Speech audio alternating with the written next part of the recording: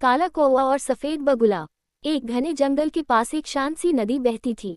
उसी नदी के किनारे एक ऊंचा पेड़ था जिस पर रहता था एक काला कौवा। वह बहुत चतुर था लेकिन उतना ही ईर्ष्यालु भी। उसी नदी में रोज एक सफेद बगुला आता था। वह बड़े आराम से पानी में खड़ा होकर मछलियां पकड़ता और बिना ज्यादा मेहनत के पेट भर लेता। कौवा ये सब रोज देखता और सोचता, मैं दिन भर इधर उधर उड़ता हूँ, कूड़े में से खाना ढूंढता हूँ, और यह बगुला देखो, बस चुपचाप खड़ा रहता है और मछलियां खुद ब खुद मिल जाती हैं। काश मैं भी बगुला जैसा बन पाता। एक दिन कौवा बगुले के पास गया और बोला, मित्र बगुले, तुम कितने सौम्य और सुंदर हो। तुम्हारा रंग कितना सफेद है और जीवन कितना शांत। मुझे भी सिखाओ कि तुम्हारी तरह कैसे रहा जाए। बगुले ने मुस्कुराकर कहा, मित्र कौवे, ये जीवन बाहर से जितना आसान दिखता है, अंदर से उतना नहीं। घंटों एक ही जगह खड़ा रहना पड़ता है, धूप ठंड बारिश सब सहनी पड़ती है। लेकिन कौवा कहाँ मानने वाला था। उसने सोचा, ये तो बस मुझे टाल रहा है।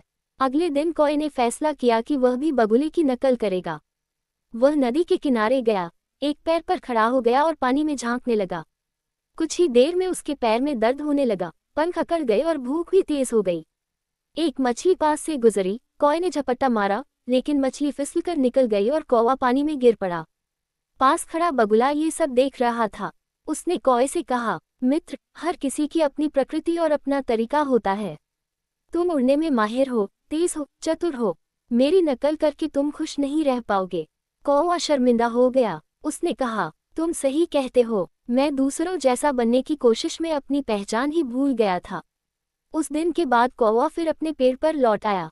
अब वह अपनी समझदारी से खाना ढूंढता, नई तरकीबें लगाता और खुश रहने लगा।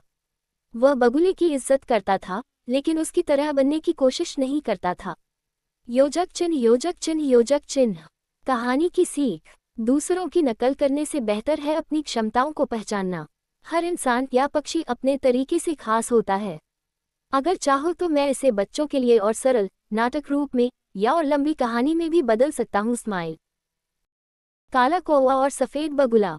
एक घने जंगल के पास एक शांत सी नदी बहती थी। उसी नदी के किनारे एक ऊंचा पेड़ था जिस पर रहता था एक काला कौवा। वह बहुत चतुर था लेकिन उतना ही ईर्ष्यालु भी। उसी नदी में रोज एक सफेद बगुला आता था। वह बड़े आराम से पानी में खड़ा होकर मछलियां पकड़ता और बिना ज्यादा मेहनत के पेट भर लेता। कौवा ये सब रोज देखता और सोचता, मैं दिन भर इधर उधर उड़ता हूँ, कूड़े में से खाना ढूंढता हूँ, और यह बगुला देखो, बस चुपचाप खड़ा रहता है और मछलियां खुद ब खुद मिल जाती हैं। काश मैं भी बगुला जैसा बन पाता। एक दिन कौवा बगुले के पास गया और बोला, मित्र बगुले, तुम कितने सौम्य और सुंदर हो। तुम्हारा रंग कितना सफेद है और जीवन कितना शांत। मुझे भी सिखाओ कि तुम्हारी तरह कैसे रहा जाए। बगुले ने मुस्कुराकर कहा, मित्र कौवे, ये जीवन बाहर से जितना आसान दिखता है, अंदर से उतना नहीं।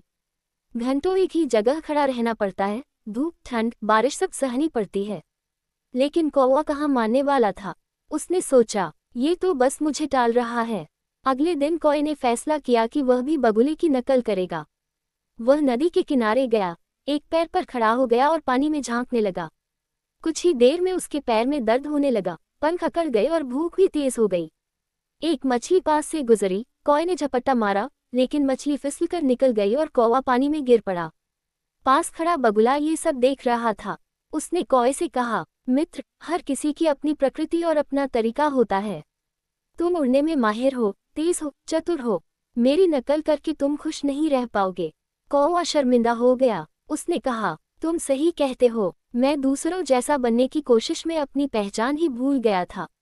उस दिन के बाद कौवा फिर अपने पेड़ पर लौट आया। अब वह अपनी समझदारी से खाना ढूंढता, नई तरकीबें लगाता और खुश रहने लगा। वह बगुले की इज्जत करता था, लेकिन उसकी तरह बनने की कोशिश नहीं करता था। योजक चिन्ह योजक चिन्ह योजक चिन्ह। कहानी की सीख, दूसरों की नकल करने से बेहतर है अपनी क्षमताओं को पहचानना।